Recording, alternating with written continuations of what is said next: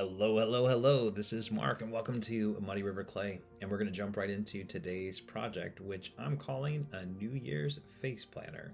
So we had some people over for New Year's, had a great time, and one of the drinks we served was this pre-made cosmopolitan. And I don't know about you, but when I look at shapes like that, I think, I wonder if that would be a great shape for ceramics. So I make face planters, and I decided to make this a project. So I'm recording this on January 1st, 2025. Happy New Year if you're listening to it at that time.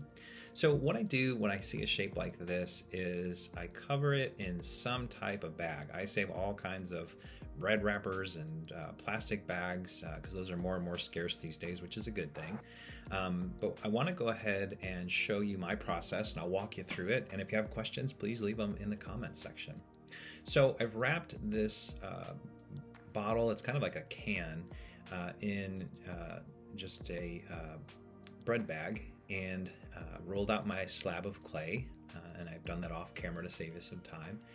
And now I'm going to go ahead and just push the seams together. Now, I do things that are maybe a little off the beaten path. You could certainly spend time and slip and score and do a really great seam here. The reason I don't is I tend to use my clay right out of the bag, so it's a nice consistency, and as you can see, I'm just working in the seam, so I don't usually spend too much time getting fussy about that seam there. So once you've got a form, and I hope this gives you some thoughts that you can pretty much make any form into a pot, you start making sure that everything is consistent and getting the clay to a nice consistency all the way around. So I'll kind of pat it a little bit, I'll roll it around a little bit. And next I've rolled out a piece to put at the bottom, and this just allows me to get this piece underway while I still have a form inside. So now I'm cleaning up that seam at the bottom, making sure that we don't have any holes. And then speaking of holes, this is going to be a planter, so I do have a drainage hole at the bottom as well as my stamp. So I'll clean this up a little bit. I'll do a fair amount of this off camera just so this video doesn't get to be too long. But next, let's do the fun stuff and let's get this face going. I have been making face planters for around 15 years right now, and I love the fact that we all have different shapes and sizes of nose and eyes, and you really can't ever get it wrong. So I like to start with the nose. I take a bead of clay and start working it in, and this gives me an idea of how the face will form from there. I do sketch things out, I get ideas, but when I'm making face pots, I tend to just jump right into it. The nose will typically define the rest of the face. Is it a long nose, a short nose, that kind of thing. I'm using a little bit of water, not too much. You can certainly do overboard it with the water there. Now I'm kind of working in the eyes, getting a sense of where the cheeks and the mouth will be, and using my pin tool, which if you're a potter, probably your favorite tool, right? If you have another one, let me know. All right, so next I'm going to make the nostrils, and I like to start by making two balls of clay at the same time so they're roughly the same size. And then I'll put those around the base of the nose. I'll make the nostrils and kind of just get the initial shape here so you can start to see a face forming. Then to bring those together, I take another small ball of clay, and this is where the nose really comes to shape. So if it's going to be a pointy nose or if it's going to be a flat nose, this is usually where that all comes together. And again, using a little bit of water on the clay, and just make sure you don't overdo that. It's super easy to do. All right, so now we're starting to get a face, and now I want to go ahead and kind of decide where my eyes are going to be. Now in a typical symmetrical face, the eyes would be closer, right? So your nose would be just about the width of one eye. I like to put my eyes out a little bit more. I just think it gives it more expression. So I tend to put them outside a little bit further than what would be on a real human face, because this isn't a human face. This is just having fun with clay. All right, so now I like to use an old syringe, and you can use the back side to shape the eye, and then it could have just put a dot in there. But I like to flip it over, and then if you use the other side of the syringe, it gives you a nice pupil as well as the iris there. And then the reason that I don't slip and score, you'll see, is because I also kind of layer the clay. So here I'm putting on the lids, and this is going to help me work in the eye as well.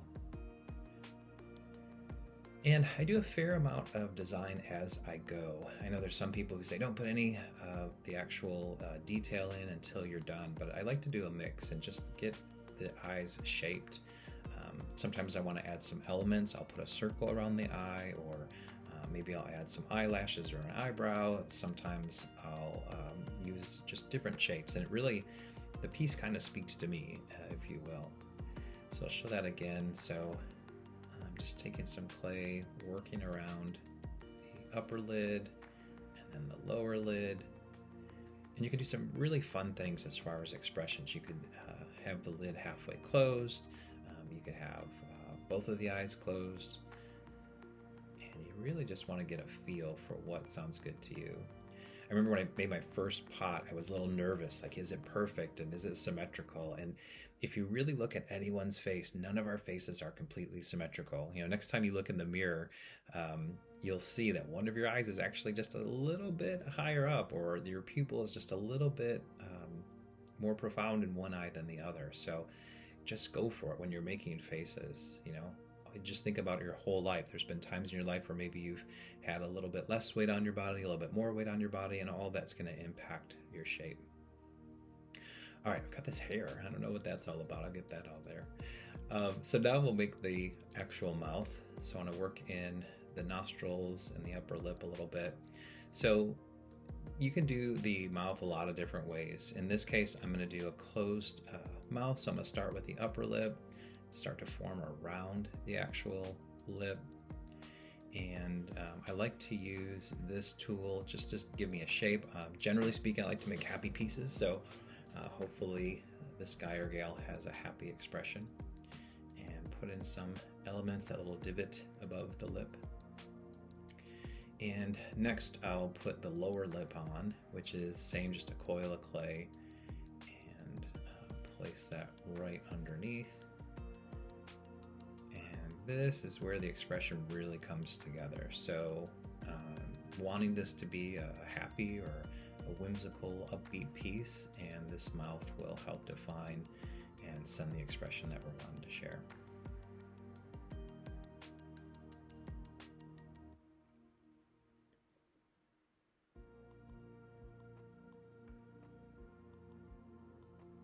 You can spend a lot of time going back and forth, and keep in mind, if you're newer to clay, that there is going to be the glaze effect that's going to really help fill things in too. So that's something that, again, you spend all of this time on detail, and then you get a glaze that's kind of thick or fills in, and it's really going to kind of go from there. So make it look great, spend your time on each feature, but don't panic if the mouth isn't just perfect. Like in this case, I could probably spend more time on that mouth. But I'm going to move on to the ears. So I take 2 balls of clay, and then I just kind of work them in my fingers, and I like to make them at the same time so that they're roughly the same size, and then I'll make them look somewhat like ears and put them together here. Now with ears, it's interesting. You can put them all over the place, and it really is just going to do a different effect. So the higher up on the eye is less realistic, but gives it a nice whimsical look. Same thing if it's lower. So typically I like to start just about where the eye is, or just under the eye. And then since I'm not slipping and scoring, I really want to be careful to work this in. So I'm working on each side. I'm using my pin tool to work the clay in here. So this is the back. I'll work in the front. I'll come back to it. And I think since I used just a little bit of water on the brush, that it does kind of have that same effect. And I'm sure folks will disagree. I think it's funny, over the years, people have really rigid rules on how they make pieces. And now that I've been making this shape for the last 15 years, I feel pretty comfortable with my process. So love to hear your comments below. Just keep them friendly and supportive. And if you have a different process, let's share that in a way where it's supportive to others, even if it's different than what other people have. I think the thing that's been most interesting all these years in doing clay, probably coming up on 30 years of doing clay and ceramics, is there's all these rigid rules that people have that were helpful when they started, but I think over time you learn to be a little bit less rigid and take chances, or maybe you make mistakes and then that mistake leads to a new technique. So as you're learning clay, do all the right things, follow the rules, but be willing to do something that's a little bit off the beaten path, because that's going to bring your own personality into the piece. And as I shared many times, I've made a mistake while I've made clay, and then that's how I've decided to go with a new process, because that rule that I thought was an absolute really isn't. I like to put a little bit of something on the back of each piece. So this is just a design. I think I picked it up at Michael's. I just liked it. It has just a nice shape. And also I like to do a little bit of shape around the rim, and that's what that last tool was. So now what I'm doing is showing you what it was like to put on the bottom, because I missed that piece when I was putting the video together.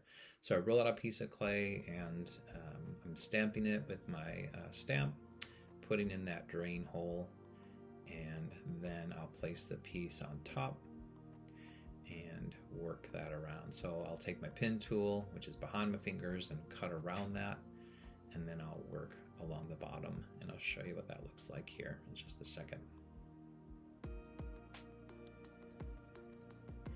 Thinking about what this piece is going to turn into, it's going to be a planter, so you want to make sure that have these seams covered up. I like to overlap just a little bit on the edges, and that allows me to have a nice clean seam at the bottom, and then there's room for the drainage hole to actually let the water out when it's actually planted. Now once you take the piece out, the purpose of having that bag in there is it allows you to easily pull the piece out, and then you can pull the bag out, and then you will want to fix the seams inside. So I like to put some design inside, because I'm gonna have some seam marks and things like that. So do the best you can to work them out. Right now I'm working out the edges to make sure they're as consistent as possible. I love hand building. If you like to throw on the wheel, you're going to get that really perfect shape, but because I'm hand building, you have to spend a little bit more time making sure that the seams are covered up, making sure that the edges are good. And now I'm using just a wheel tool just to kind of compress it a little bit further. So here's how we're looking, and I've added a couple elements. I wanted to show you some eyebrows and a nice edge, and there's the back. And then here's the visual of taking that out, and you want to be careful as you're pulling the bag out. Sometimes it'll want to stick. That came out pretty easily there. And here's what it looks like. You want to get a tool just to kind of come in and really work the seams, go all the way around, make sure the seam at the bottom comes together, make sure that seam on the side comes together, and then you want to get the top as round as possible. So that is important.